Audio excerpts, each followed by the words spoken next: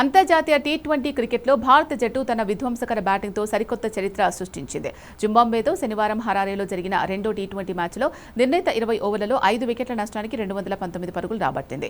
ఈ ధనాధన ఇన్నింగ్స్ ద్వారా ఒకే క్యాలెండర్ సంవత్సరంలో అత్యధిక సార్లు 200+ స్కోర్లు నమోదు చేసిన జట్టుగా తన పేరిటే ఉన్న ప్రపంచ రికార్డును టీమిండియా సమన్ చేసింది. 2026లో భారత జట్టు 9వసారి 200+ స్కోర్ సాధించింది. గతంలో 2024 క్యాలెండర్ సంవత్సరంలోనూ భారత్ 9 సార్లు 200 పరుగుల మార్కును దాటింది. ప్రపంచంలో ఏ ఇతర పూర్తిస్థాయి ఐసీసీ సభ్యత్వ దేశం కూడా ఒకే ఏడాదిలో 6 సార్లకు మించి 200+ స్కోర్లు చేయలేకపోయింది.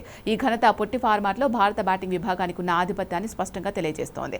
ఓవరాల్ టీ20 క్రికెట్ చరిత్రలోనూ భారత జట్టు మరో రికార్డును మరింత పదిలం చేసుకుంది. అంతర్జాతీయ టీ20లో భారత్ 200 మార్కును అందుకోవడం ఇది 52వసారి కావడం విశేషం. ఈ జాబితాలో భారత్ తర్వాత రెండో స్థానంలో ఉన్న దక్షిణాఫ్రికా జట్టు కేవలం 29 సార్లు మాత్రమే 200+ స్కోర్లు నమోదు చేసింది.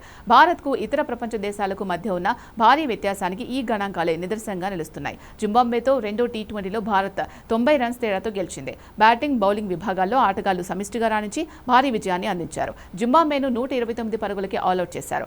పార్ట్ టైం స్పిన్నర్ అయిన అభిషేక్ శర్మ అద్భుతమైన బౌలింగ్తో జింబాబ్వే మిడిల్ ఆర్డర్ను దెబ్బతీశాడు.